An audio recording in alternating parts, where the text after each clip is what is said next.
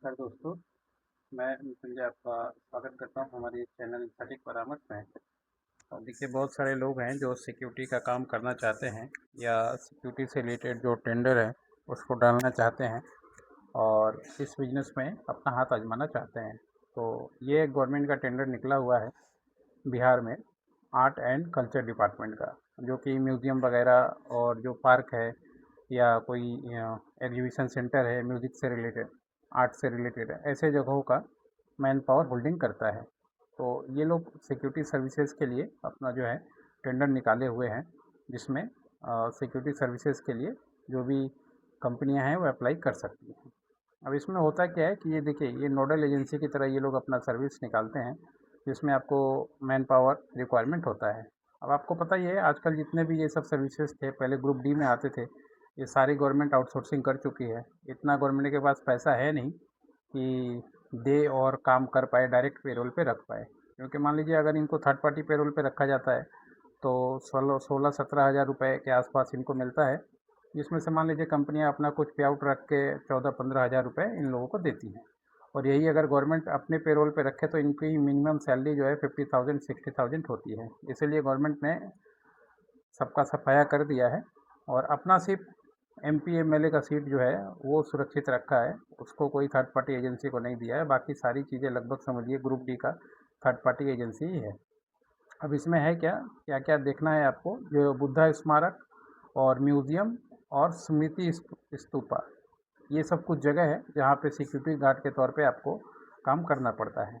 तो जो भी कंपनी इसका टेंडर लेना चाहती है सिक्योरिटी सर्विसेज का, तो 14 अगस्त से ये जो है एप्लीकेशन चालू है। आज 16 अगस्त है और आपको ये चलेगा 9 सितंबर तक, 9 सितंबर 2026 तक इसका आप एप्लीकेशन कर सकते हैं। और इसका जो टेक्निकल प्रपोज़ल है वो आप जो है वेबसाइट जो गवर्नमेंट का है, स्टेट बिहार state.bihar.gov.in, इससे जाके आप लोग डाउनलोड कर सकते हैं, या www.epro.2bihar.gov.in, इससे भी जाके आप लोग इसका जो है टेंडर का डॉक्यूमेंट डाउनलोड कर सकते हैं और जमा कर सकते हैं। बेसिकली अगर आप इस सब चीज़ का टेंडर लेना चाहते हैं तो कुछ चीज़ें आपके पास पहले से होनी चाहिए। जैसे मान लीजिए बहुत बार क्या होता है कि कुछ कंपनियों के साथ एक्सपीरियंस भी मांग लेता है कि हाँ आपके पास एक्सपीरियंस होना चाहिए 1 साल 2 साल या 3 साल का, तब जाके फिर मान लीजिए आप जो है ये टेंडर अप्लाई कर पाएंगे। इसके अलावा आपका कंपनी का डिटेल मांगेगा, कंपनी आपका पार्टनरशिप या प्राइवेट लिमिटेड हो तो अच्छा है। इसके बाद उसका GST मांगेगा, उसके बाद फिर उसका ESI PF मांगेगा, क्योंकि जितने भी लोग काम करेंगे ESI PF होना ज़रूरी होता है। उसके बाद अगर आप बिहार में हैं तो सॉपैक्ट का लाइसेंस मांगेगा, या श्रम डिपार्टमेंट का जो लाइसेंस होता है वो मांगेगा। यही 5-6 चीज़ 7 चीज़ जो है मांगता है। इसके बाद आपको अपना रेट डालना पड़ता है कि हाँ गवर्नमेंट जो रेट है उससे आप कितने रेट में कंफर्टेबल हैं। यानी मान लीजिए पर मंथ आप जो सैलरी डाल रहे हैं, किसी का 16,000 डाल रहे हैं, किसी का 18,000 डाल रहे हैं, वो आपके ऊपर है। अब इसमें कंपटीशन तो होता ही है, और भी जो लोग हैं वो लोग भी इसमें अपना टेंडर डालते हैं।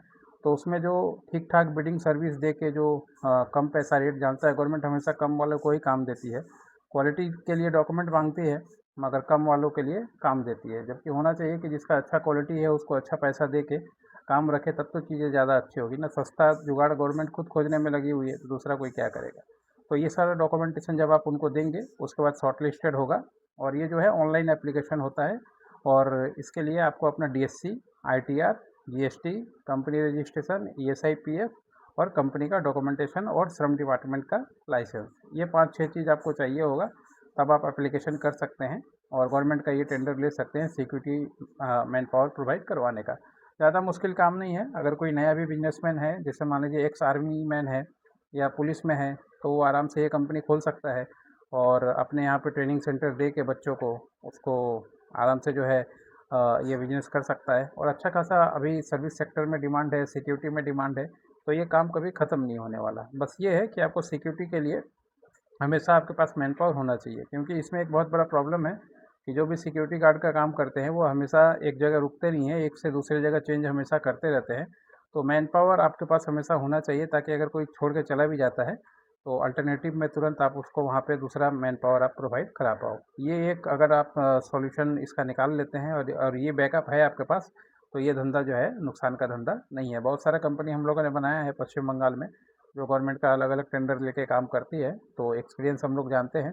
और अगर किसी को ये नया कंपनी भी बनाना हो सिक्योरिटी से रिलेटेड जो गवर्नमेंट का टेंडर कर पाए, तो उसका पूरा प्रोसेस पूरा सेटअप भी हम लोग करवाते हैं। और अगर किसी को सिर्फ जानकारी चाहिए ये टेंडर मैनेजमेंट से रिलेटेड क्या कैसे होता है, क्या सिस्टम होता है, तो वो एक टाइम बुक कर सकता है वर्चुअल मीटिंग के लिए, जो पेड सर्विस है 30 मिनट्स का, और फिर एक्सपीरियंस लेके फिर अपना काम करे। या अगर उसको लगता है कि ईयरली भी हम लोग के साथ जुड़ना चाहता है तो ईयरली भी हम लोग कंसल्टिंग कराते हैं, जिसमें जैसे ये टेंडर का निकला तो ऐसे किस राज्य में वो काम करना चाहता है उस राज्य में इम्पैनल कराना, या वहाँ से जितने सारा टेंडर निकलता है उसका खबर देना, उसका डॉक्यूमेंटेशन करवाना और उसको गाइड करना, ये सारा काम हम लोग ईयरली कंसल्टेंसी में करते हैं। आज के लिए इतना ही दोस्तों, नमस्कार।